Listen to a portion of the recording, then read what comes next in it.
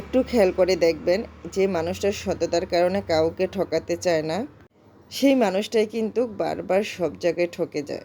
আত্মসম্মান হারিয়ে কারো পিছনে ছুটে কোনো লাভ নেই। যে আপনাকে অবহেলা করে তাকে হাসি মুখে আপনার জীবন থেকে বিদায় দেওয়া সেরা সিদ্ধান্ত। আসসালামু আলাইকুম এভরিওয়ান, সবাই কেমন আছেন? আশা করি সবাই খুব ভালো আছেন। আলহামদুলিল্লাহ আমিও ভালো আছি। মাছগুলি দেখে কি মনে হচ্ছে, নদীর মাছ না চাষের মাছ? যারা খুব বেশি মাছ চেনেন তারাই বলতে পারবেন। এই মাছগুলি না একদমই আমার খাওয়া হয় না আর কেনা হয় না। কিছুদিন আগে মাগুর মাছের সাথে দুইটা আসছিল এই মাছ। তো ওই দুইটা মাছ রান্না করার পর আমার ছেলে মেয়ে খেয়ে অনেক পছন্দ করেছিল। তারপরে আমি খুঁজে খুঁজে আবার কিনে নিয়ে আসলাম।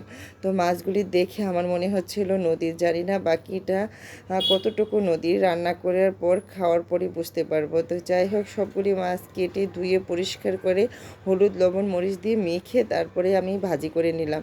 মানে মাছগুলি না বা একদমই মচমচাও করিনি, তারপরে হালকা করিনি, মানে যে টাইপের রান্না করলে টেস্ট হবে ওই রকম করে আমি মাছগুলি ভেজে নিলাম। প্রত্যেকটা মাছ খুব সুন্দর করে চুলার আঁচ মিডিয়াম রেখে সুন্দর করে ভেজে নিয়েছি। তো সবগুলি মাছ তো আমি রান্না করব না।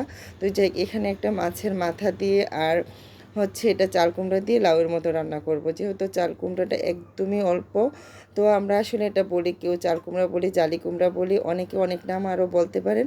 তো যাক, আমাদের আঞ্চলিক ভাষায় আমরা চাল কুমড়াই বলি।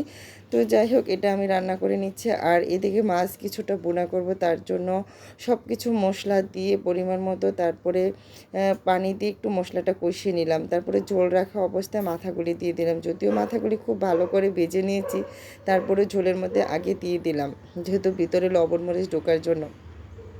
তো এই মাছটা আমার একদমই পছন্দ না, এটা আমার খুব বেশি মানে চোখেও পড়ে না। আমি মানে যেই মাছ কিনবো খুঁজে খুঁজে ওইটাই আমি চোখে দেখি, আর যেটা আমি কিনবো না সেটা দিকে আসলে আমি তাকাইও না। আর সেদিন যাই হোক, মাছলা দেওয়ার পরে রান্না করার পরে আমার ছেলে মেয়ে মজা বলাতে আবার আমি আনলাম।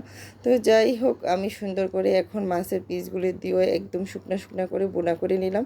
যেহেতু সেদিন আমি ভুনা করেছিলাম, বোনাটা খেয়ে আমার ছেলে মেয়ে পছন্দ করেছে। তারপর আজকেও আমি ঝাল ঝাল করে বোনা করলাম, কারণ এই টাইপের তরকারিটা আমার বাচ্চারা পছন্দ করে, ঝাল ঝাল। যদিও এখানে খুব বেশি মশলা দেওয়া উচিত না, তারপরে আমি কিন্তু অতিরিক্ত কোনো মশলাই দিই না, পরিমাণ মতো দিই। তারপরে তরকারির কালার দেখলে মনে হয় যে আমি অনেক বেশি মশলা দিয়েছি, অনেক বেশি।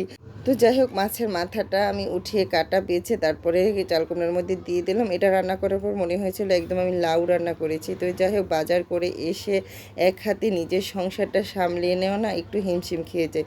তো যেদিন মানে বাজার করা হয়, মাছ কেটে কুটে রান্না করাটা একটু সময়ের ব্যাপার হয়ে যায়, একটু দেরি হয়ে গেছিলো। তারপরে এই তো বাচ্চাদেরকে খাবার দিয়ে দিচ্ছে একদম চুলার পাড় থেকেই, আর টেবিলে যাওয়া হয়নি। তো সবাই ভালো থাকবেন, সুস্থ থাকবেন। আজকের মতো বিদায়, আল্লাহ হাফেজ।